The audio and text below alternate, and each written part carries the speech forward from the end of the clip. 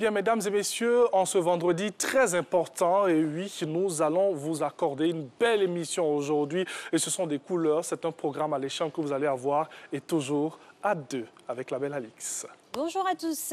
Et oui, en ce vendredi, on va dire pieux à plus d'un titre. Nous souhaitons en tout cas un bon vendredi à toute la communauté musulmane, salam donc, et aussi à la communauté catholique en particulier qui va amorcer son premier vendredi à partir de la période du carême. En plus, on vous souhaite à tous la bienvenue dans ce programme. Tout de suite, la couleur du temps, et on déroulera juste derrière le programme de ce jour.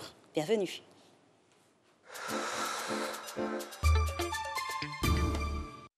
Anya yɛrɛ kɔlɔsi ni wagati na ni coronavirus ye anya yɛrɛ tanga k'an sigiɲɔgɔnw tanga ka fara ɲɔgɔn kan ka coronavirus kɛlɛ an ye nin lamɛn ka ɲɛ k'an jogow yɛlɛma nin ye kunnafoni ye min bɔra an ya minisiriso yɔrɔ min bɛ an ya kɛnɛyako kunna ani dunuya tɔnba min bɛ kɛnɛyako kunna n'o ye OMS ye k'i tɛgɛ ko ka ɲɛ ni ji saniyani ye ani safinɛ walima safinɛ ji.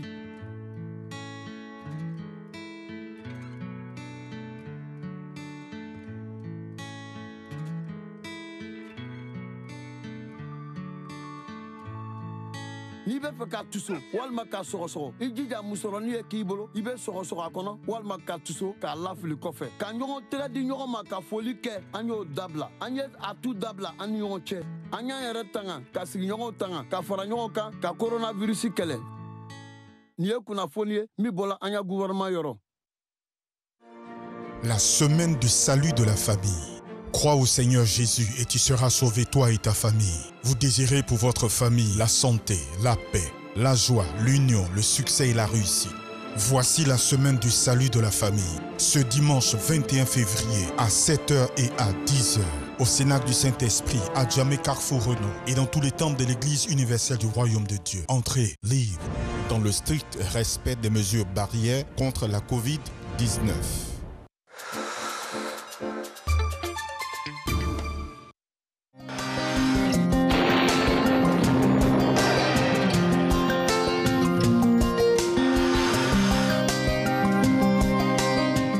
Mesdames et messieurs, bonjour. Au cours de cette matinée, l'ouest, le sud forestier et le littoral seront marqués par un début de temps nuageux avec possibilité de pluie notamment au sud-ouest. Le nord et le centre observeront une alternance de nuages et de soleil. Et partout ailleurs, on aura un temps partiellement nuageux et progressivement ensoleillé. Passons aux températures, le mercure affichera 25 degrés à Abidjan et à Diaké, 22 à Bondoukou et à Boaké, 23 à Daloa, Dimbokro, Gagnoa et Korogo, 22 degrés à Moé au Déné, 25 à San Pedro, Sassandra et Tabou et 23 degrés à Yamoussoukro.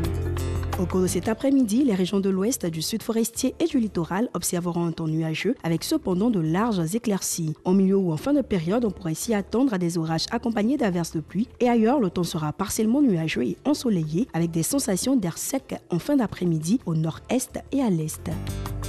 Côté variable, nous pourrons observer 32 degrés à Abidjan et à Diaké, 36 à Bondoukou, Boaké, Daloa et Dimbokro, 35 degrés à Gagnoa, 36 à Korogo, 34 degrés à Mont, 36 à Odiéné, 33 degrés à San Pedro, 32 à Sassandra, 31 degrés à Tabou et enfin 35 à Yamoussoukro.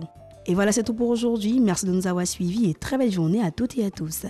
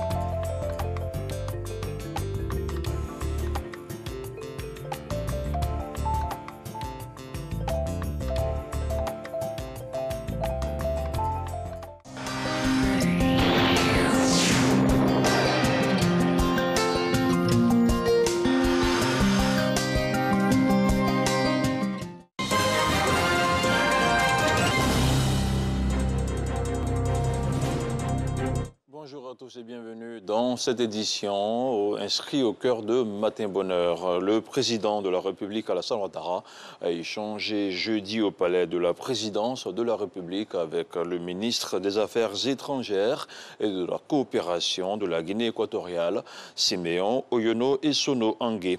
Au terme de l'entretien, l'émissaire équato-guinéen a indiqué être porteur d'un message du président Teodoro Obiang Nguema Mbasogo à son homologue ivoirien. Il a souligné que cette démarche s'inscrit dans le cadre de consultations régulières de haut niveau entre les deux chefs d'État sur des questions de coopération bilatérale et multilatérale. On regarde le compte-rendu de Viviane Haïman. Reçu ce jeudi 18 février par le président de la République, Alassane Ouattara, au palais présidentiel, le ministre des Affaires étrangères et de la coopération de la Guinée équatoriale, Oyono Essono Siméon, était porteur d'un message du chef de l'État Teodoro Obiang Nguema à son homologue ivoirien. Il faut souligner que sous l'impulsion des deux chefs d'État, les relations d'amitié et de coopération entre les deux pays se sont renforcées. Je suis porteur d'un message de son Excellence M. Obiang Nguema Mbasogo, chef d'État de la République de Guinée équatoriale, président de la République, pour son homologue et frère, son Excellent M. Alassane Ouattara, président de la République de Côte d'Ivoire, dans le cadre de consultations mutuelles entre deux chefs d'État de haut niveau sur des questions de coopération bilatérale et multilatérale. Comme vous le savez, la Guinée équatoriale et la Côte d'Ivoire entretiennent des relations sectorielles de coopération et travaillent ensemble pour l'élargissement de celle-ci à d'autres secteurs de coopération, surtout secteur de l'agriculture, de l'entreprise et l'industrie, petite et moyenne entreprise industrie, et inscrit dans le programme de diversification et d'échange de points de vue de leur économie. Le président Alassane Ouattara s'est déjà rendu par 2 fois à Malabo. C'était en juin 2011 et en février 2013. De son côté, le président Teodoro Obiang Nguema avait effectué une visite de 24 heures à Abidjan en décembre 2019. Sur un tout autre plan, les représentants de partis et groupements politiques ont signé hier, jeudi, un code de bonne conduite lors des élections législatives à venir. Une initiative du NDI, le National Democratic Institute, en collaboration avec la CEI, la Commission électorale indépendante. Le reportage d'Ahmed Traoré est commenté par Éric Goré. Prôner le dialogue pour obtenir des élections équitables, inclusives et transparentes, s'engager à respecter le verdict des urnes et contribuer à instaurer un climat de paix et de tolérance. C'est tout le sens de la cérémonie de signature du Code de bonne conduite des partis et groupements politiques candidats aux élections. Une démarche menée de bout en bout par le NDI, National Democratic Institute. Selon le président de la Commission électorale indépendante, la démarche est opportune. Je suis particulièrement heureux de l'environnement dans lequel se déroule cet événement aujourd'hui. Il est en rupture avec le contexte de violence auquel la Commission électorale et l'ensemble de la communauté nationale ont été confrontés à la faveur de l'organisation de l'élection du président de la République. La classe politique ivoirienne, pour sa part, manifeste toute son adhésion. La signature du Code de bonne conduite, cet engagement du RHDP dans la démocratie et dans une compétition électorale civilisée, apaisée, afin de consolider la paix dans notre pays. Depuis 2008, ce code avait été mis en place. Il a été aménagé et aujourd'hui nous signons sa nouvelle mouture qui vise un seul objectif, c'est de demander aux Ivoiriens, quels qu'ils soient, candidats de quelques partis politiques qu'ils soient, de s'inscrire dans la dynamique de paix. Pour rappel, le NDI facilite le dialogue entre les différents acteurs politiques depuis 2017. À présent, ce code de bonne conduite entre en vigueur. puisqu'il vient d'être signé par les parties prenantes. Fin de ce premier point d'information. Je vous retrouve à 7h30 pour la deuxième tranche dans Matin Bonheur. Et on sera bel et bien avec vous dans cette émission. Merci à vous, Aboulaye Koné, pour le flash d'information dans Matin Bonheur. Alors, nous, on va passer maintenant à cette belle revue de presse qui nous est campée ici par, non pas un Congolais, mais un vrai Ivoirien, M. Renaud Kobia.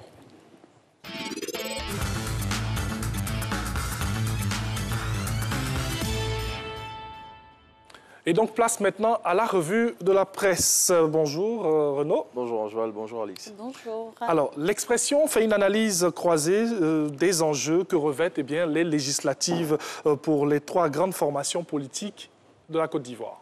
Tout à fait. Selon le confrère, les enjeux et les objectifs pour ces législatives diffèrent d'un camp à l'autre. À en croire l'expression pour le président Alassane Ouattara et le Rassemblement des Oufouettistes pour la démocratie et la paix, l'objectif est de préserver la majorité à l'hémicycle, tandis que pour les ex-présidents Laurent Gbagbo et Henri Konan Bédié de l'opposition, soit ils gagnent, soit ils réalisent leur mort politique. Lutte contre le grand banditisme et sécurisation des législatives à venir, la police nationale quadrille le pays.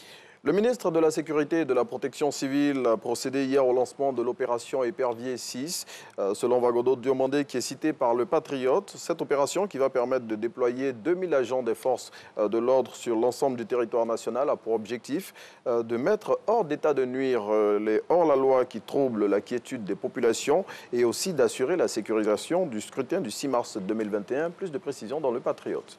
Et situation sociopolitique, parlons-en maintenant. Afin Guessan fait des confidences. Dans une interview accordée au quotidien Notre Voix et décryptée par l'Inter, Afin Guessan dit être déçu après la visite que lui a rendue Asso Adou, proche de Laurent Gbagbo, à sa sortie de prison.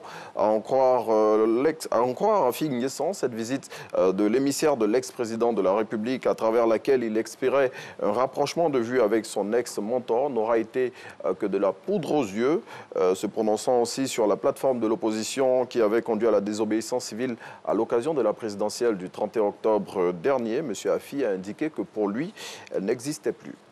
Un mot de transport, le transport urbain notamment. Le quotidien d'Abidjan nous plonge au cœur du cauchemar que vivent les populations chaque jour. Dans son numéro de ce jour, le confrère nous propose une immersion dans les transports abidjanais qui se présente comme un véritable calvaire pour les populations de la capitale économique de la Côte d'Ivoire. À travers son papier, le quotidien d'Abidjan nous montre combien de fois il est difficile pour les populations d'Abidjan de joindre leur lieu d'activité les matins et leur domicile les soirs, en raison notamment de l'insuffisance des véhicules de transport et aussi des infrastructures routières. Le journal Bleu cite aussi les gros bouchons qui, le matin comme le soir, sont légion sur presque tous les tronçons de la Perle des Lagunes. Et une question dans cette revue de presse, le nouveau maire du plateau a-t-il trahi son mentor?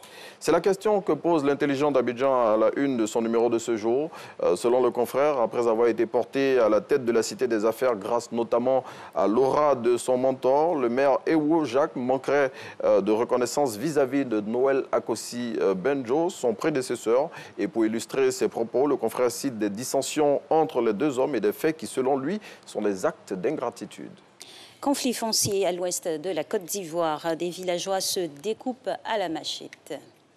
Oui, cette affaire s'est passée dans un campement du village de Sombo, localité située dans le département de Duekwe. Selon Soir Info qui en parle, c'est un conflit foncier vieux de plusieurs décennies et portant sur une plantation qui a dégénéré récemment, faisant plusieurs blessés à la machette. Selon le confrère, ces blessés ont été pris en charge par l'hôpital général de Duekwe. Et on refait la semaine avec du sourire et c'est en compagnie de Biche. Oui, et le confrère qui s'intéresse à une catégorie de personnes qui, quand elles réussissent dans la vie, changent carrément de comportement au point de renier souvent leurs origines. Et on le voit à l'image ici, un monsieur qui revient dans le quartier qu'il a vu grandir et qui est dans son véhicule. Son ami qui lui demande de descendre et il lui dit carrément non, il ne peut pas descendre parce que maintenant qu'il a l'argent, il ne peut plus marcher dans les rues de ce quartier. Et comme philosophie, pour parler comme Gbish, il nous dit « L'argent fait ressortir le comportement de l'homme que la pauvreté avait caché ». Tout à fait. Bon. Et c'est sur cette insertion qui amène à la réflexion que l'on va se donner rendez-vous pour lundi pour démarrer notre semaine de revue de presse bon en votre compagnie. Bon week-end également. Alors, nous, on va partir maintenant à la découverte de la routine matinale d'une belle dame. Elle nous vient du Congo. En tout cas, Moissia Congo, nous sommes ouverts pour vous aujourd'hui. Ah ouais.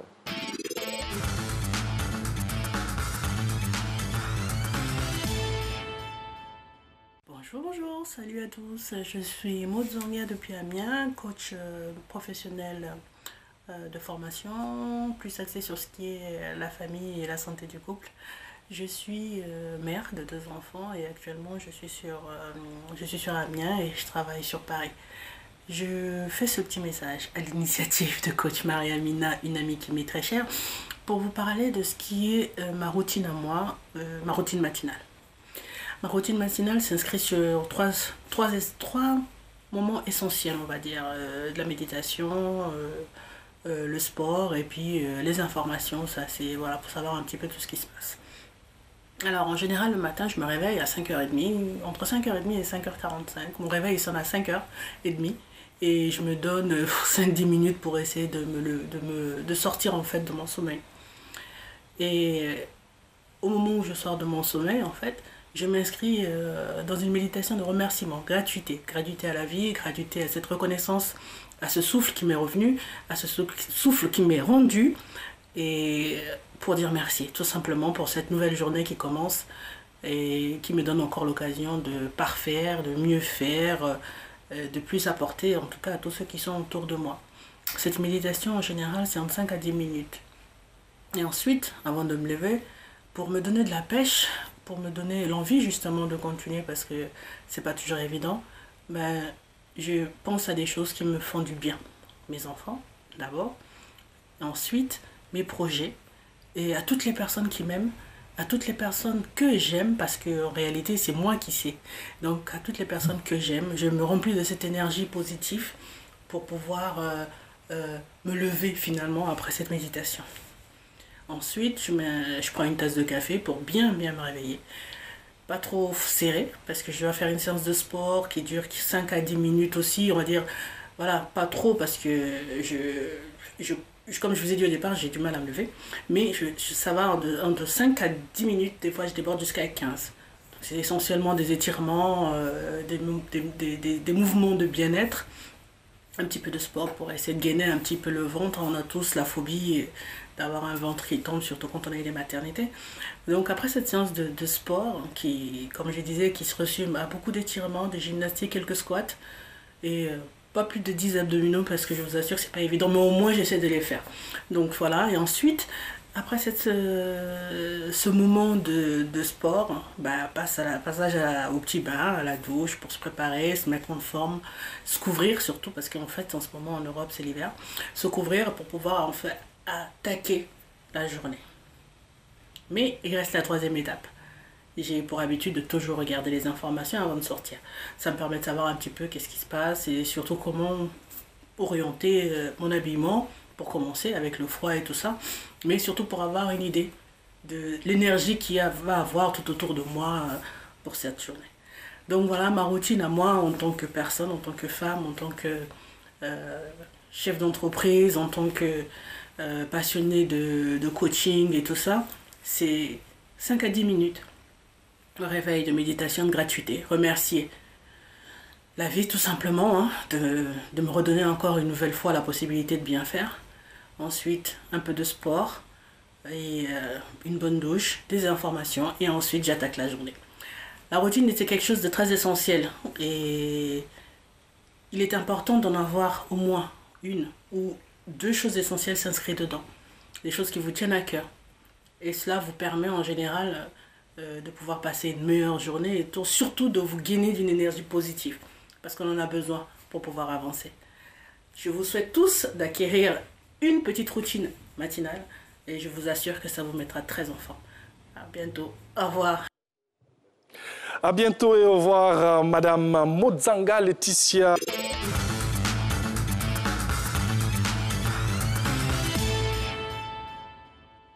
Voilà, et nous recevons dans ce studio Monsieur Arantès Koulibaly. Il est cinéaste, il est showrunner, et bien entendu par là, directeur de série, auteur-compositeur. C'est quoi le cinéma? Des axes à aborder aujourd'hui. Définition, volet juridique et droit d'auteur, cinéma commercial et copyright. Vous saurez tout et bien sur ce qui nous entoure.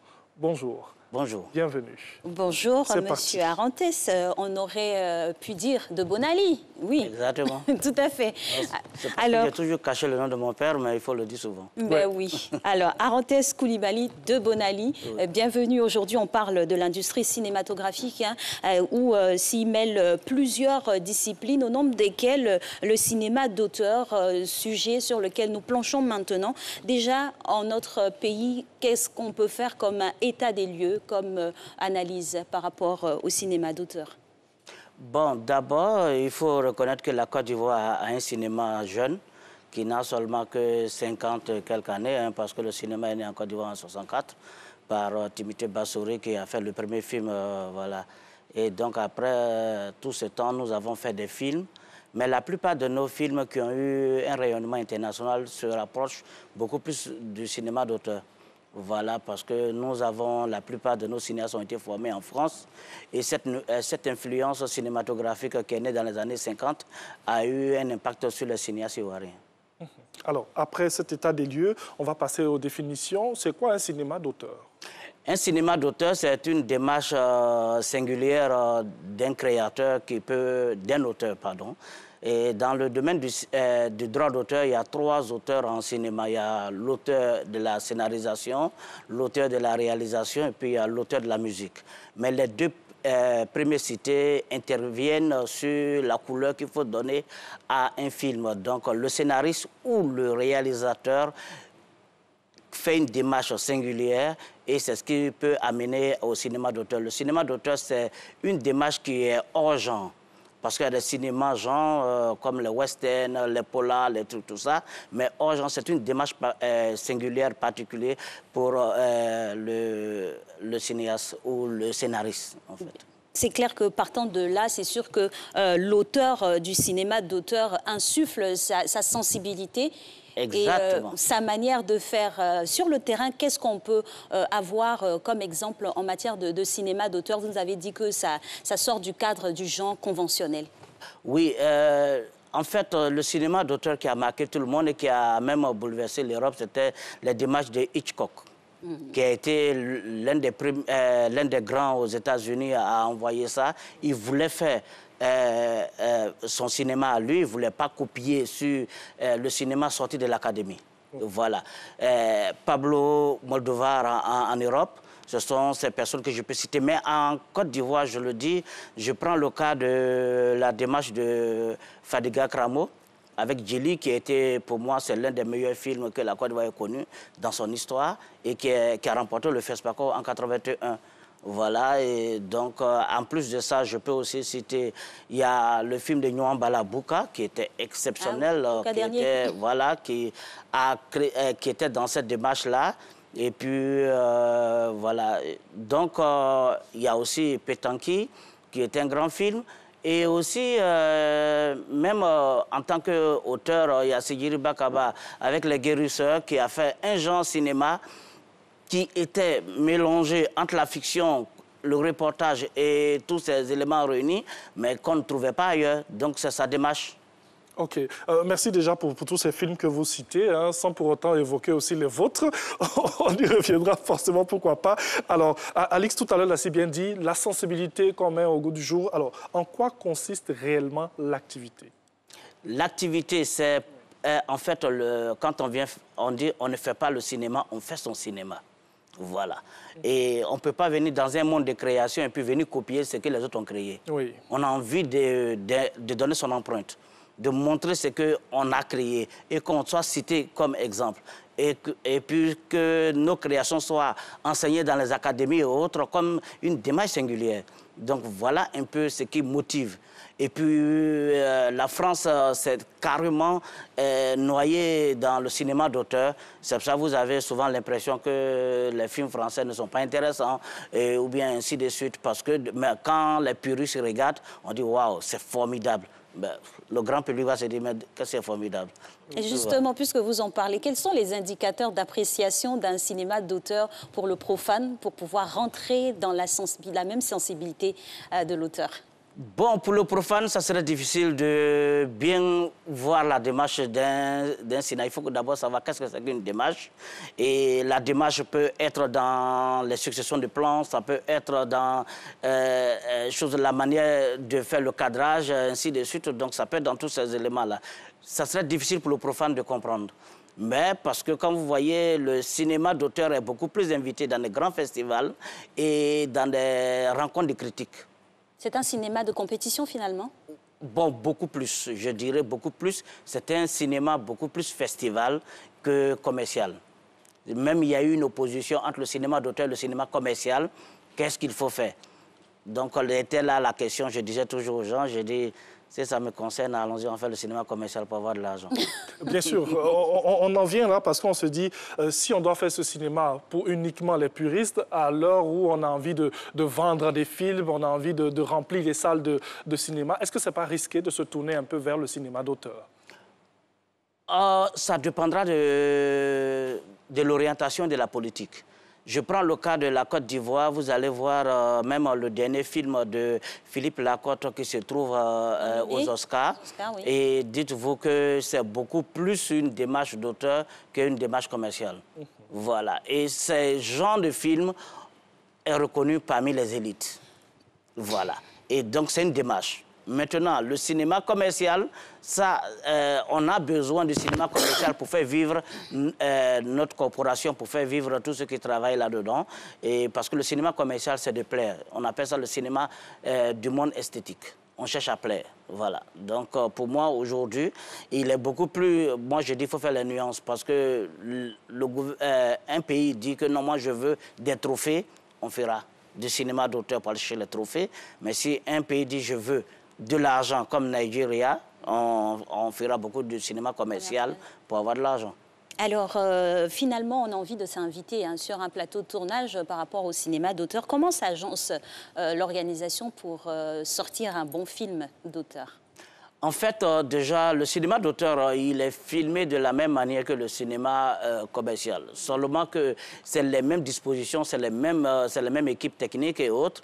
La différence vient seulement que ce que le réalisateur va dire. Parce que la même séquence... Et qu'est-ce qu'il dit? Non, ce qu'il dit, c'est que la même manière que moi, on me donnera cette séquence, je vais la réaliser comme ça, avec 2 ou 3 mouvements. Lui, il te dit tout de suite là, non, moi, je vais casser les codes. Donc, pour moi, c'est comme, excusez-moi, panoramique gauche-droite ne doit pas être succédé de panoramique droite-gauche. Donc, mais lui va te dire tout de suite, ce qui est interdit, je veux qu'on le fasse.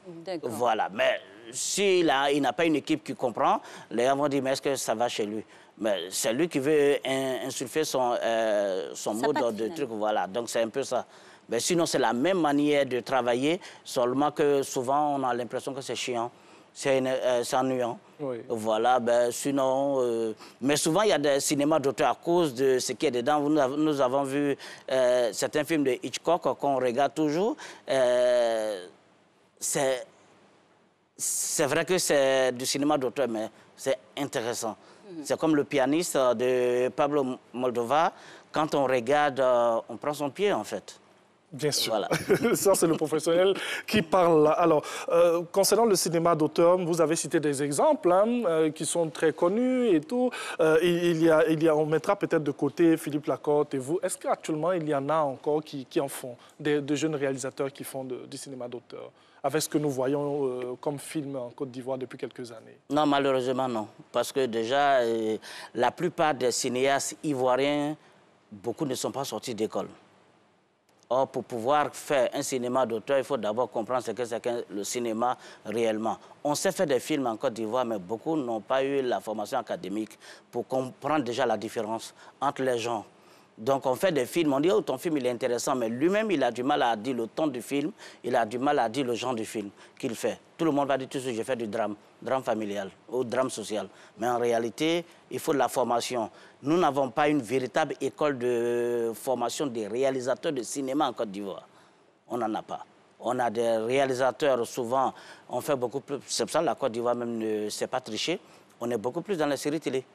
Là, on ne demandera pas auteur ou quoi, mais voilà, on veut être présent sur les écrans et puis vendre. C'est sûr on est des là, on vend. Bon,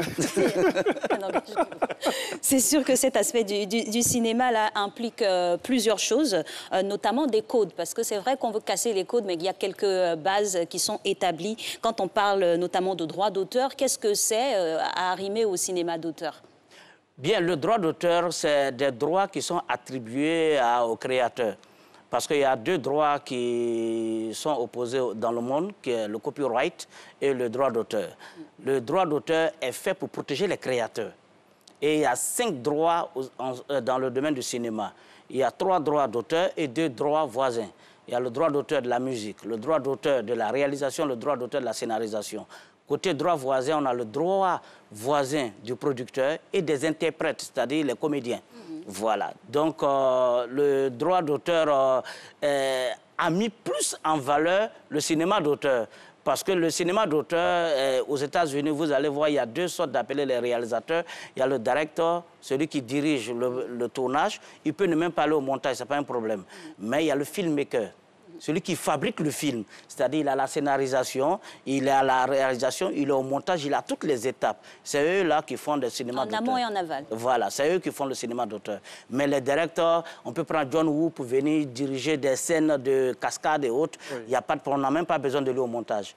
Mais par contre, s'il est un filmmaker, non, il est à tout, même à la scénarisation, il dit déjà, je veux que mon film soit écrit comme ça.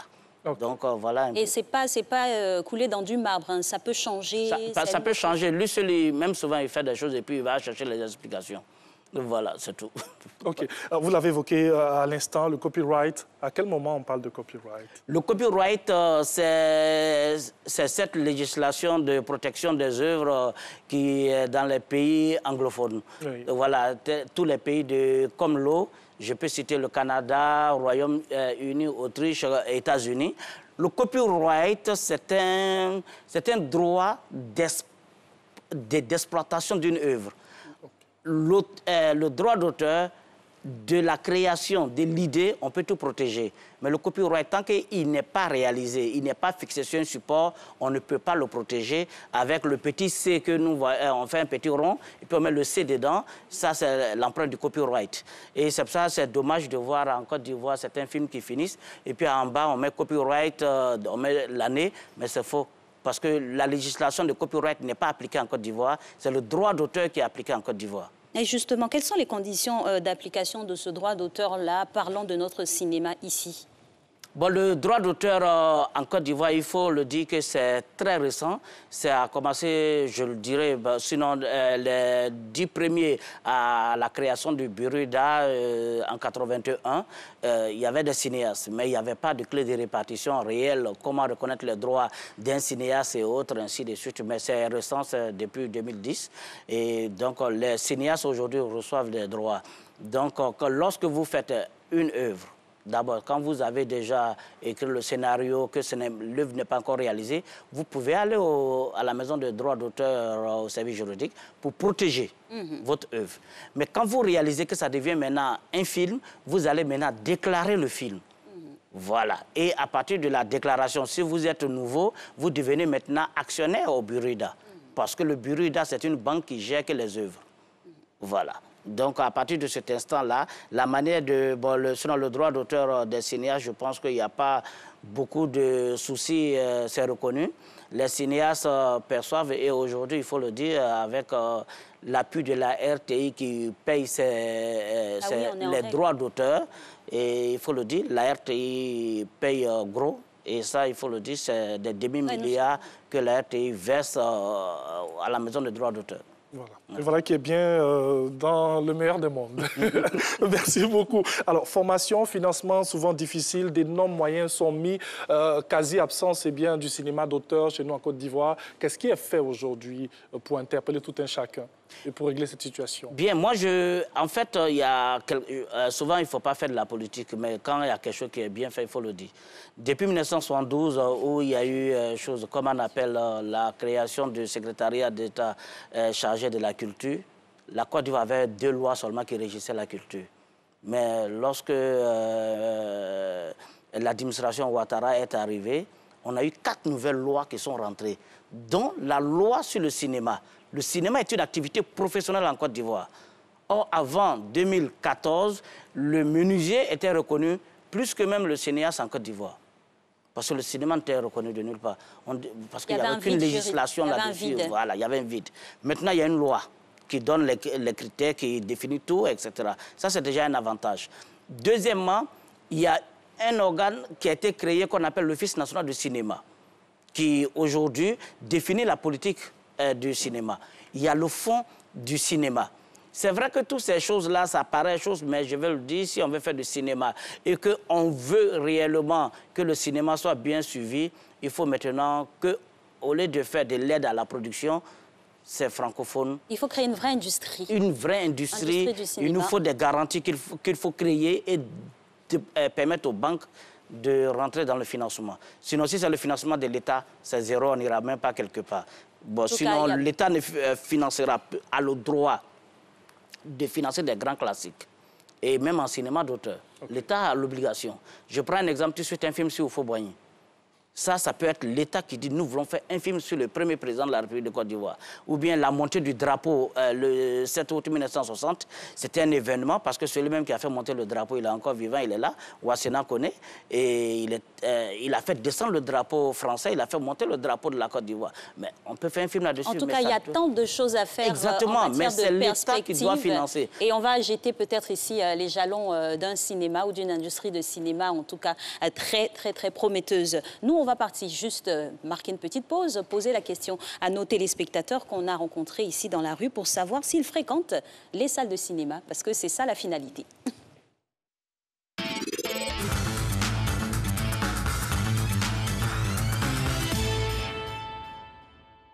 Quand je porte cache-nez, ça m'étouffe. C'est pour cela, quand je viens au travail, je suis obligée d'enlever pour le garder. Après, quand je finis, je porte mon cache-nez et puis je rentre à la maison. Et quand je mets toute la journée, en tout cas, ça m'étouffe. J'ai du mal à respirer. C'est pour ça que je ne porte pas le cache-nez. Je porte cache-nez. Ça m'étouffe. Souvent... Voilà, toutes nos excuses, on va essayer de réparer le tir avant la fin de cet échange avec M. Arantès Koulibaly de Bonali, voilà, avec qui on parle aujourd'hui cinéma et non de cache-nez. Voilà. Oui, quoi qu'il faut, les cache-nez dans les salles de cinéma. Bien sûr, pourquoi pas. Alors, donc, on était sur un sujet très important, c'était bien sûr la vulgarisation du cinéma d'auteur et surtout les efforts consentis par l'État de Côte d'Ivoire depuis quelques années. Oui. Non, pour moi, je le dis, l'État fait beaucoup déjà, mais il faut reconnaître que pour moi, c'est une orientation qu'il faut pour lancer le cinéma. On n'a pas de studio de tournage en Côte d'Ivoire, on est dans les décors réels. On n'a pas une vraie école, on a des instituts qui créent beaucoup plus, même des techniciens qui choses. Mais il faut reconnaître que la Côte d'Ivoire a presque fait son choix. La Côte d'Ivoire est beaucoup plus en production télé qu'en production cinéma. Parce que si vous avez un pays de 25 millions d'habitants et on a 6 salles de cinéma, ça décourage. Les gens disent, bon, nous, on préfère produire. Et quand on produit, parce que le film, il coûte plus cher même quand il est prêt. Parce que la promotion, le marketing, tout ce qui rentre en ligne de compte, ça coûte encore plus cher. Et je le dis honnêtement, si l'État ne soutient même pas Philippe Lacotte, ce n'est pas souvent évident parce que c'est un endroit aux Oscars, il faut faire du marketing. À outrance. Voilà, parce que la France met souvent 2 milliards pour soutenir ses candidats aux Oscars. Et nous, bon, je sais qu'on n'a même pas ça dans le budget du fonds, donc on ne peut pas le mettre, mais il faut le soutenir. Et comment mobiliser peut-être d'autres fonds pour pouvoir les réinsérer ou voilà, les réinvestir dans le cinéma? Parce que bon, l'État ne pourra pas tout faire, ça c'est clair. Oui, il y a plusieurs autres pans de la gestion de la cité à observer, mais comment créer d'autres fonds? On a des mécènes, on a des passionnés de cinéma qui ont beaucoup d'argent. Généralement, en Europe, c'est ceux-là même qui injectent beaucoup plus de fonds dans le cinéma. Oui, en fait, dans l'économie du cinéma, il faut prendre en compte beaucoup plus les banques. Il faut établir des garanties. Parce que la banque, c'est de la liquidité, ça va vite. On gagne du temps, on va vite, parce que plus on gagne du temps, le film revient moins cher. Mais quand on traîne, un film qui devait te revenir à 100 millions va te revenir à 200 millions. Donc il faut donner des garanties à la banque. La deuxième, il faut renforcer le fonds. Mais il faut démocratiser aussi le fonds. Parce que le fonds, c'est ceux qui décident. Vous allez voir, il peut ne pas adhérer à ma démarche. Et puis, il va dire mon film n'est pas bon. Or, en réalité, le film il peut être un grand succès. Il y a des projets qu'on a refusés et d'autres ont pris. Et ces films-là ont été. La Côte d'Ivoire est le seul pays en Afrique de l'Ouest qui fait de la coproduction avec d'autres pays. La Côte d'Ivoire a préfinancé des films tels que Atlantique, qui a remporté le FESPACO, qui a remporté même, qui a eu des grands prix à Cannes. Et puis, voilà. La Côte d'Ivoire aussi a été frontière dans les films burkinabés. La Côte d'Ivoire a mis de l'argent là-dedans. Mais il faut reconnaître qu'il y a beaucoup de projets, mais il y a peu d'argent. L'État doit garantir un minimum. L'avantage pour renforcer le truc aussi, c'est d'établir une bonne fois la législation sur le copie privée. La copie privée, c'est un moyen de gagner de l'argent par tout ce qui est copie, pour annuler tout ce qui est copie... la piraterie et autres. La piraterie, exactement. Et troisième élément... Pour terminer, il faut que la Côte d'Ivoire puisse permettre les placements de produits. Parce que c'est dans la loi, mais malheureusement, ce n'est pas appliqué parce que les entreprises ne savent même pas que ça est dans la loi. Merci beaucoup à Arantes de Bonali Koulibaly. Voilà, on rappelle qu'il est cinéaste, showrunner, et avec lui, ce sont des films tels que Nafi ou même la saga des héritiers en compagnie d'acteurs Boïri, Michel et bien d'autres. Merci beaucoup à vous, merci d'avoir été en notre compagnie. Alix, on va poursuivre cette émission, pas terminer et avoir un autre pan de notre programme. Tout à fait, mais on va marquer une pause. Celle-là, c'est l'agenda. Et puis, on recevra nos 3 amis pour la matinale. Voilà, le JT de la matinale. C'est vendredi.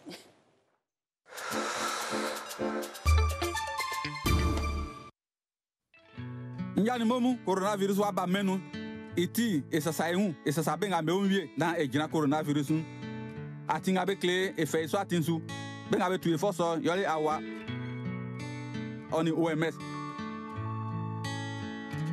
bewa yo black clasu e unzi sa nzuenu oni samla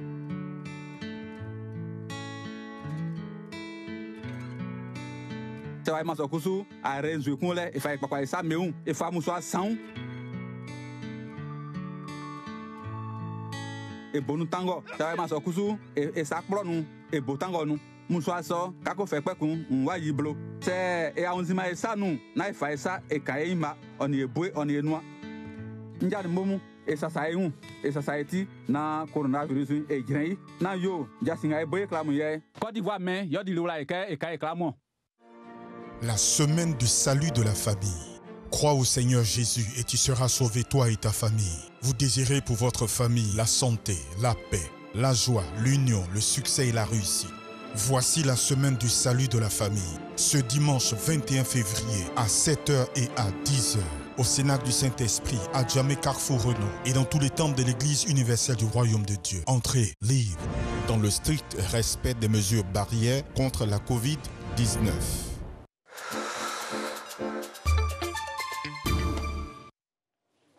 Et voilà, retour sur le plateau de Matin Bonheur en compagnie de nos chers amis, n'est-ce pas? Et oui, ils sont avec nous pour, bien sûr, ce que nous appelons le JT de la matinale. On part avec le jingle et quand on revient, on pourra être avec eux.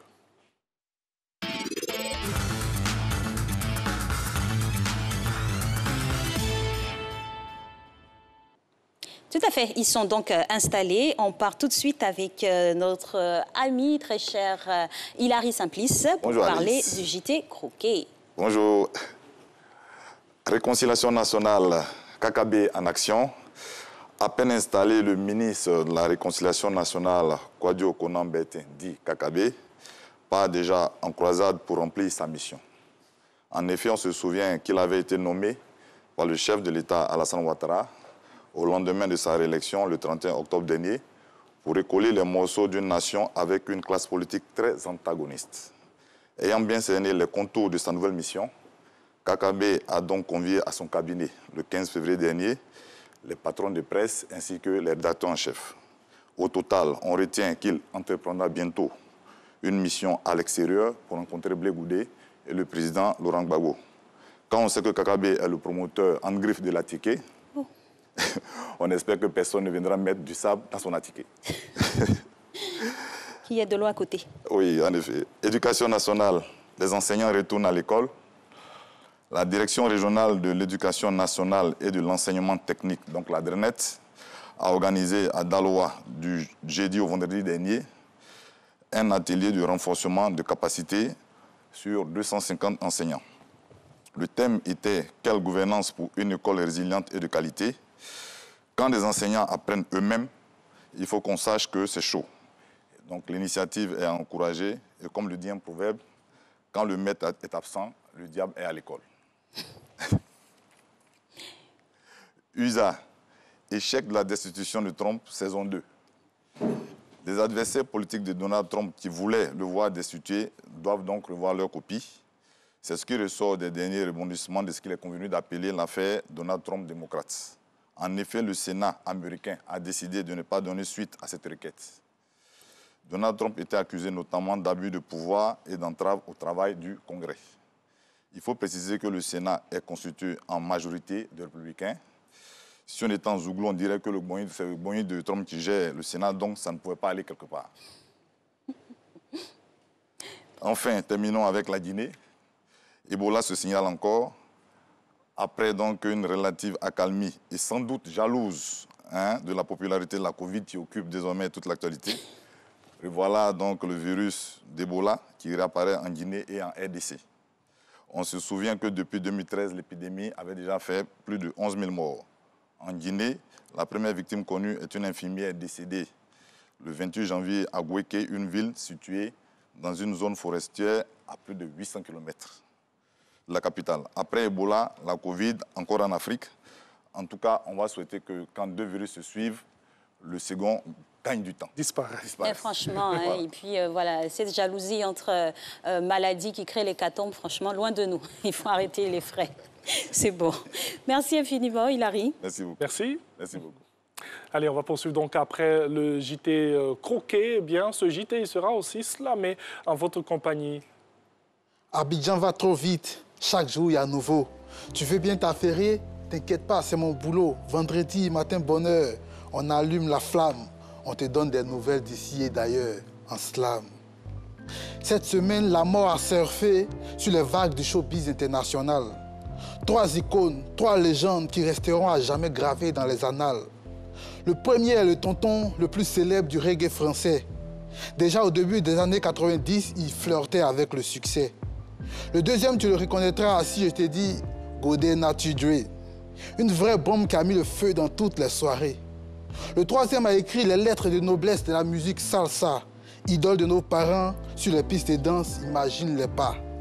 Reposez en paix, Johnny Pacheco, U-Roy et tonton David. Vos grandes œuvres témoigneront de votre passage dans cette vie. Reposez en paix.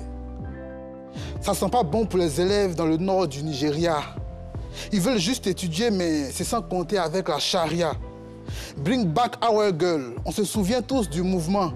Ça n'a pas contraint les terroristes à stopper les enlèvements. Mardi 16 février, les mêmes Way ont repris. 42 personnes, dont 27 élèves, ont été pris. On parle même d'une victime qui serait décédée. Une vaste opération de sauvetage, voilà ce que l'État du Nigeria a décidé. Notons qu'il y a eu 2 mois en arrière, 344 ados avaient subi le même sort. Ah, les mogos de Boko, sciencez un peu, l'instruction, c'est un trésor. Sciencez un peu. Et on ne s'est même pas encore libéré du rempart de Corona. Tu veux venir nous appuyer aussi, tonton Ebola. Ton temps est passé, hein. Il n'y a pas longtemps, tu nous as fait mal. Congo, Guinée, Sierra Leone, Libéria. Un virus teigneux, responsable d'un océan de larmes. Contagieux comme pas possible, responsable d'un océan de drames. On pensait l'avoir maîtrisé, mais comme la chakala, dimanche, il est réapparu. Déjà des morts parmi les malades. Ici, très tôt, notre tonton Aka a ouélé tous les services pour les mettre en alerte. Et les tabassières de viande de brousse, là, commençaient à devenir végétariens. Après cette cascade de mauvaises nouvelles durant cette semaine, quoi de plus normal que d'orienter nos pas vers les grâces du Seigneur. À l'instar du Christ, 40 jours avant la Pâque, les chrétiens catholiques du monde entier ont entamé la marche. Mercredi dernier a marqué le début du carême. Se priver de nourriture, certes, mais prière et amour doivent être les thèmes. Moment de pénitence pour connecter notre esprit au Créateur et avec les pensées positives, faire la lessive de nos cœurs. Abidjan va trop vite, chaque jour il y a un nouveau. Tu veux bien t'affairer, t'inquiète pas, c'est mon boulot. Vendredi matin, bonne heure, on allume la flamme. Te voici informé, bonne journée. On est en slam. Eh ouais, on est en slam toujours.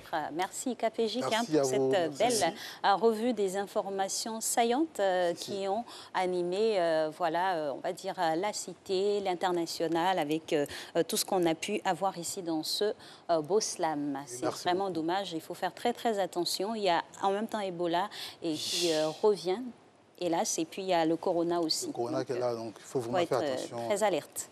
Merci beaucoup, en tout cas, à KPJ. Et oui, nous allons poursuivre cette émission avec vrai ou faux, juste après ceci.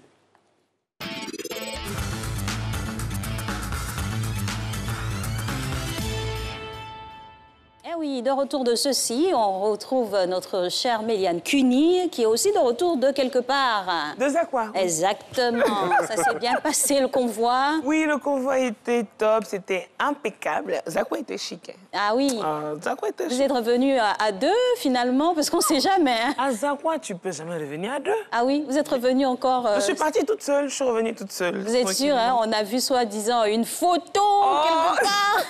Ah ouais, vous voyez comme quoi la toile, nous tous, on y est. C'est là le vrai ou faux, parce que c'est une vieille photo. On y est. Ah. D'accord. Justement, aujourd'hui, on va parler, bien sûr, du vrai ou faux. Qu'est-ce qui a alimenté, on va dire, les lubies des uns et des autres? Déjà, on a eu un meurtre, ouais. On a tué quelqu'un encore. Oh là là. Asamoah Gyan.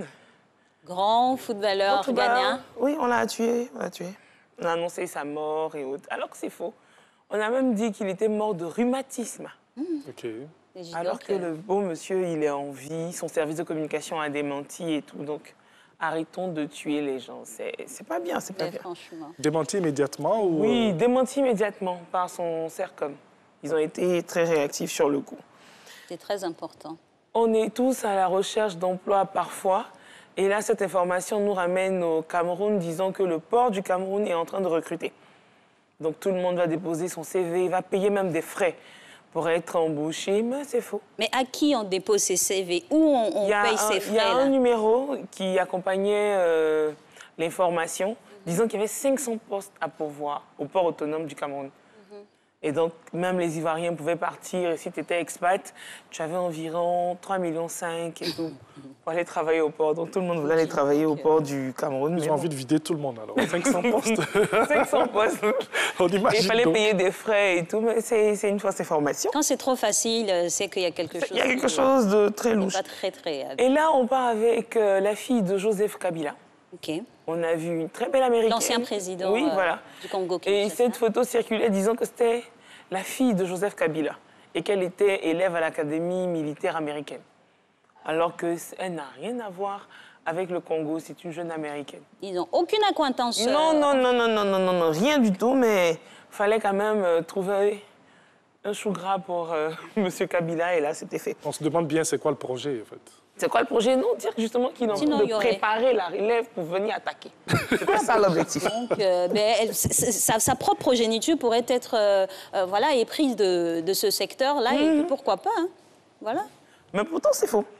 Voilà, ensuite, on part avec la Covid-19. Oui, Obama qui est contre le vaccin. Donc, Obama interpelle les Africains pour dire que non, il ne faut pas se faire vacciner. C'est faux. Parce que là, en ce moment, le vaccin, tout le monde y va, quoi. Oui, non, c'est pour exterminer les Noirs, c'est pour ceci, c'est pour cela.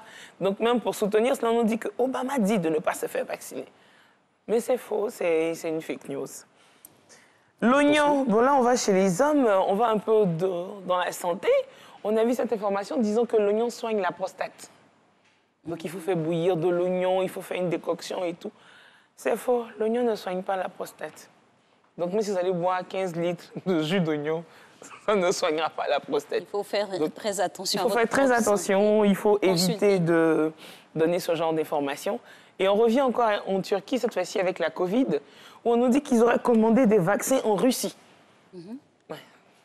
Donc on a vu une cargaison de vaccins et tout provenant de Moscou. Selon l'information, c'est que la Turquie a commandé des vaccins, la Tunisie, pardon, a commandé des vaccins pour lutter contre la Covid et autres. Mais c'est faux, c'est une fausse information. Ils n'ont jamais commandé de vaccins. C'est clair que concernant les vaccins, les différents États s'organisent pour amorcer leur campagne de vaccination. Donc c'est sûr que pour avoir la bonne info, il faut tout simplement suivre les organes de presse nationale accrédités et homologués. Pour et même le site de l'OMS aussi. Moi je dis toujours Covid, allez sur le site de l'OMS, c'est plus simple.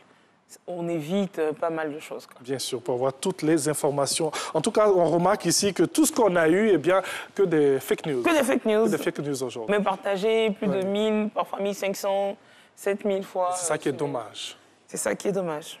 Petit conseil pour aujourd'hui, pour éviter le piège? Le petit conseil que j'ai pour éviter les pièges aujourd'hui, je vais parler des vidéos. D'accord. Lorsque vous recevez une vidéo, allez toujours sur InVid, qui est une plateforme, et vous pouvez vérifier la vidéo avec. Donc vous prenez le lien de la vidéo, vous allez sur InVid, vous cliquez le lien, vous allez voir quand est-ce que ça a été publié, si c'est sur YouTube, si c'est sur une autre plateforme, la date, l'heure et qui a posté. Donc vous aurez l'information exacte. Donc ça vous permettra d'éviter les fake news. Et je pense que vendredi prochain, on va regarder une petite vidéo de comment une fake news est montée. D'accord, d'accord. On aura un exercice pratique. Oui, exercice pratique. Ça marche. Merci beaucoup à Méliane Cuny pour la rubrique Vrai ou Faux aujourd'hui dans cette émission. Allez, juste le temps de permettre d'accompagner Méliane Cuny. Mais en soi, pourquoi à chaque fois qu'il y a le repas, tu veux m'accompagner? Allez, avec la réalisation, on passe au petit déj.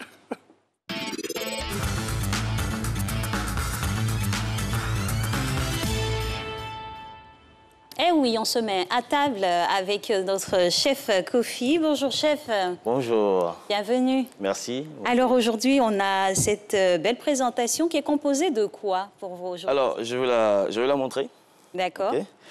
Alors, c'est un plat d'avocat. On découvre. Voilà. Alors, un plat d'avocat crevette un petit peu revisité. Voilà. Alors, un avocat simple, qui était salé légèrement. Alors, on a haché les crevettes très finement. On les a assaisonnées avec du sel et du poivre et un peu d'herbe. Ça s'appelle un petit ceviche. C'est accru. Avec le vinaigre qui est dedans, ça cuit un petit peu. Voilà, donc c'est accompagné des petits légumes du marché, des carottes, un peu de navet, un peu de concombre et un peu de tomate, tout ça coupé en petits dés. Très très fin, très simple à manger et très digestif. Donc, j'ai fait des petits oignons rouges avec du vinaigre, du sucre. Ça s'appelle des pickles. Tout ça, c'est pour le petit croquant et la petite amertume. D'accord. Voilà. OK. Alors, c'est vrai que vous nous avez présenté comme ça. On va entrer dans votre cuisine et savoir comment est-ce qu'on fait ce plat. On commence par quoi? Qu'est-ce qu'on fait et tout? Commençons la cuisson. Alors, je vous accueille avec plaisir dans ma cuisine. Oui. Alors, on va commencer déjà par les petits légumes. Parce qu'il faut les tailler, il faut les couper en petits dés, en mirepoix, en petits dés tout fins. Chaque légume... Il y a une technique que vous pouvez nous partager pour pouvoir avoir cette belle forme-là? J'ai pas compris la question. Il y a une technique pour pouvoir avoir les légumes en petits dés que vous pourrez partager avec les Oui, j'ai pas la carotte devant moi, mais on taille la carotte, on l'épluche, on la coupe en petites lamelles très fines, ce qu'on appelle des juliennes. Ensuite, on bâtonne, ok? Et on va couper tout petit. Vraiment tout petit, ce soit pas gros, puisque la carotte sera fine, coupée en lamelles, coupée en petits dés, c'est ce qui s'appelle ciselé, donc ça sera très fin. On fait pareil avec tous les légumes. Et chaque légume est censé être cuit séparément. Donc là, en l'occurrence, il n'y a que la carotte qui est cuite, les autres sont crus. Le concombre, la tomate sont crus. Voilà. Donc on commence par la carotte, c'est le plus long à cuire. Ensuite, une fois c'est cuit, on va la mettre dans l'eau froide, donc déglacée. La glacée, pardon. Et ensuite, on découpe tous les autres éléments. Donc la tomate, le concombre. Si vous avez de la courgette aussi, on peut la cuire aussi. Temps de cuisson? En cuisson, 1 minute. La courgette sera 1 minute, la carotte 1:30, un peu plus croquante. Voilà. Et ensuite, on termine par les pickles. Voilà, les pickles. Bon, on met un verre d'eau pour un demi-verre d'eau de vinaigre. Et on va dire 2 cuillères à soupe de sucre.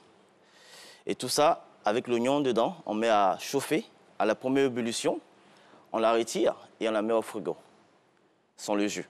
Oui. On retire les oignons, on la met au frigo sans le jus, quelques minutes, le temps qu'elle refroidisse. Et là, ça va apporter ces petits coquets croquants et acidité. Et on commence par les légumes. Et ensuite, on peut maintenant attaquer l'avocat. L'avocat se fait en dernier parce que ça risque de brunir si on le fait d'avance. Avec un petit peu de citron pour garder encore le côté vert. Oui. Et acidité. Et ensuite, bon, on n'a qu'à imaginer un peu le dressage à la fin avec du petit persil pour les côtés, on va dire, verts aussi. Voilà, tout à fait. Et vous nous avez parlé du crustacé que vous avez utilisé. Alors, j'ai pris des crevettes grises à la base. Ok, je les ai nettoyées, lavées. Et ensuite, je les ai blanchies 30 secondes à l'eau. Hein, on les blanchit à l'eau froide, dès que ça bout, on les retire, on les refroidit rapidement. Et là, on les découpe en morceaux, on les hache. Et ce que j'appelle haché, bon, c'est du jus de citron, de l'huile, un peu de sel et un petit peu d'herbe. Donc du persil, on peut mettre ce qu'on veut dedans. De la coriandre. Et ensuite, on laisse reposer au frigo, bien filmé, pour garder la fraîcheur. Et on finit dans le dressage aussi. Donc là, j'ai l'avocat, la crevette, les petits légumes, la crevette et tout ce qui est piqueuse et persil dessus pour les côtés visuels. Alors, pour le dressage, eh bien, c'est à notre convenance. Hein. C'est à notre convenance. Oui. En l'occurrence, bon, moi, j'aime beaucoup ce type de dressage. Oui. Voilà, je pense que c'est un petit peu élégant. Mais on peut c'est élégant, c'est juste au milieu. C'est ça. On peut dresser en rosace. Et là, c'est fait exprès. Si on veut mettre peut-être de la salade pour les convives ou le morceau de pain pour les convives, on peut le poser. Ou un petit peu dans un bol, de la salade dans un bol sur le côté, c'est aussi bien. Voilà. La présentation, elle est belle et on va essayer de la tester. Et ce n'est pas nous qui allons tester aujourd'hui, oui. C'est plutôt notre invité. Comme à l'accoutumée, chaque vendredi, on a un invité dans cette case petit-déj. Aujourd'hui, c'est M. Palais-Sanson Félix qu'on reçoit maintenant. Il fait son entrée sur le plateau de la matinale. On rappelle qu'il est couturier. Bonjour, M. Palais. Bonjour. Bienvenue. Merci. Alors, vous êtes à Matin Bonheur parce que vous êtes aussi un féru de cette émission-là. Vous allez nous dire pourquoi vous aimez Matin Bonheur. C'est très tôt le matin. Ah oui. Moi en particulier, j'aime beaucoup les revues de presse. D'accord. Avec Renaud. Ah, ben il est là, Renaud. Ah oui. OK. Et ensuite, à part la revue de presse, qu'est-ce qu'on aime regarder peut-être? Je dirais que j'aime tout. J'aime tout. Vous aimez tout? Ouais. OK. Ouais. Vous aimez la joie, le bonheur qu'on vous donne? La joie, l'ambiance, l'animatrice. Ouh! C'est bien de commencer par ça. Mais c'est bien, on adore, hein, on adore créer cette proximité, là encore, beaucoup plus, on va dire, palpable avec nos téléspectateurs. Et puis, partager ces moments assez uniques. Aujourd'hui, c'est dans la case petit-déj. On va vous permettre donc de pouvoir tester la belle proposition de notre chef Kofi, avocat à ceviche de crevettes, petits légumes du marché, herbes et citron confit. Et donc... testez-nous ça et puis vous nous dites ce que vous en pensez. D'accord. Il y a le chef qui regarde juste à l'angle. Ça vous rappelle un peu vos années de formation aussi. Pourquoi? Parce que c'est un peu le même rituel. C'est ça. Quand on apporte les repas. Tout à fait. Monsieur Palais-Sanson Félix, 3, 2, 1, impression. C'est très bon. C'est très bon? Oui. D'accord. J'aime même le goût, le son. Qu'est-ce que vous sentez le plus? Je sens un peu le goût du citron. Du citron. D'accord. Et ça me plaît. Vous pourrez reprendre cette recette-là chez vous, au regard de tout ce qu'il y a à l'intérieur, parce que c'est des choses qu'on trouve ici. Est-ce que vous faites déjà la cuisine, Monsieur Palais? Pas trop. Ah oui? Pas trop, mais ce que vous faites un peu, là, qu'est-ce que c'est généralement? Oui, j'aide un peu madame. Voilà. J'aime piler le foutou. Ah, mais c'est que vous faites beaucoup, hein. C'est pas... Ah oui. C'est que vous faites beaucoup, hein. C'est pas évident. Alors, Palais-Sanson, vous êtes... Palais-Sanson, c'est Bondouk ou... C'est Bouna. Bouna. Oui. Ah, on mange du foutou là-bas? Ah oui. Le foutou igname. Le foutou igname, oui. Donc, c'est vous qui pilez le foutou. À part ça, on imagine que vous ajoutez juste de l'huile dans la sauce, hein. Ou bien vous faites la sauce. J'essaie d'imiter un peu souvent madame. Ah, c'est bien. Ouais. C'est déjà bien même le fait d'être en cuisine avec elle, accompagnée, ça apporte un certain goût. Anton, vous êtes couturier, vous êtes dans quel domaine particulièrement de la couture? C'est les femmes, c'est les hommes, c'est les enfants? Les femmes. Les femmes? Les femmes, oui. D'accord. Vous sculptez les formes des femmes. Oui. Et qu'est-ce que vous faites généralement pour les femmes? En matière de tenue, vous faites du tout? En matière de tenue, dame, j'ai fait tout. Ouais. C'est quoi, par exemple? Sur bazin, j'ai fait tout. D'accord. Ouais. OK, donc vous avez une cliente. OK. Avec et toutes les femmes qui sont dans ce studio aussi. Alors, mais ça se passe bien, la couture et tout. Oui. On n'a pas trop de problèmes avec les clients. Non. On ne double pas les clients, non, on surtout. ne double pas. Quand on est bien organisé, on ne double pas. C'est bien dit, c'est bien dit. Super. Mais en tout cas, c'est une bonne chose. Nous, on est très heureux de vous accueillir sur le plateau. Revenons donc à notre programme, puisque vous exercez dans la couture. À quel moment vous prenez en tout cas plaisir à regarder Matin Bonheur? Parce que nous sommes là tous les jours, du lundi au vendredi. Oh, oui. Vous êtes fidèle sur les 5 jours? Chaque matin? Oui.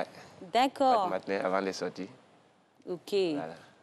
Nous, on va vous permettre comme ça de regarder la caméra et puis de lancer un appel à toutes les personnes qui, peut-être, n'ont pas le temps, mais qui n'aiment pas regarder trop la télé. Vous allez les inviter quand même à regarder Matin Bonheur. Hein? Et puis, pourquoi pas les inviter aussi à faire cela à la maison. D'accord.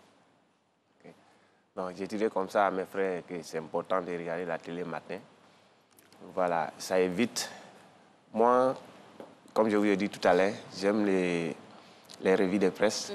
Voilà, ça évite de s'arrêter dans la rue pour... Ah, vous n'avez pas fait la typologie. Voilà, j'aime pas faire. Donc, je préfère, voilà, je préfère devant la télé suivre en même temps avant de sortir. Ah, c'est une belle option, en tout cas. Mais si vous passez devant un kiosque à journaux, il faut tout simplement l'acheter et puis le lire aussi. C'est ça. Ce serait bien. Alors, chef Conan, c'est vrai qu'on a ces propositions avec vous, mais on veut rentrer un peu plus dans votre univers. Vous, généralement, quelles sont les choses que vous faites en matière de cuisine? Alors, j'ai fait mes classes en Europe, notamment dans des grandes maisons, comme à Monaco, au Métropole. Je travaille aussi au Negrasco, qui est à Nice. Voilà, moi, ce que j'aime beaucoup, j'adore ce métier, c'est ma passion. Je suis né comme ça, c'est ma grand-mère qui m'a appris à cuisiner tout petit. À Nyama, pas loin d'ici. Et ce que j'aime, c'est la gastronomie. Voilà, les beaux mets, la simplicité dans les plats. Les plats sont simples pour moi, parce que j'ai un petit peu l'habitude. Mais c'est assez complexe parce qu'il faut connaître les légumes, il faut connaître ce qu'on met dans l'assiette pour les personnes qu'on nourrit, parce qu'on tient la vie des personnes dans nos mains. Et c'est avec amour qu'on cuisine pour les personnes. Et ce que j'aime, c'est la gastronomie, les légumes, toucher les aliments. Et le visuel du plat, c'est très important, en tout cas dans le métier que nous faisions, nous les chefs cuisiniers en tout cas.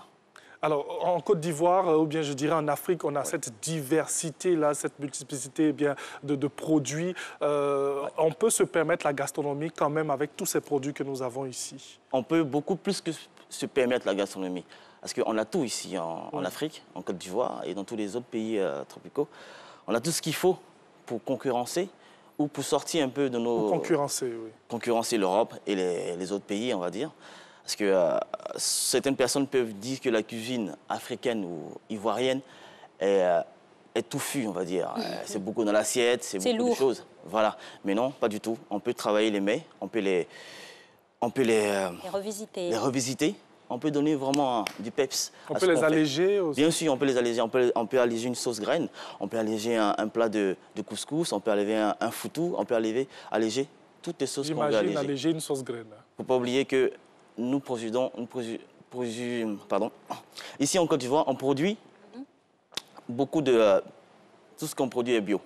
La plupart des légumes et fruits sont biologiques. Donc on peut se permettre d'avoir de la bonne qualité dans l'assiette. Et de ne pas forcément mettre trop de sel, trop de cumin-magie, mais être vraiment le plus simple.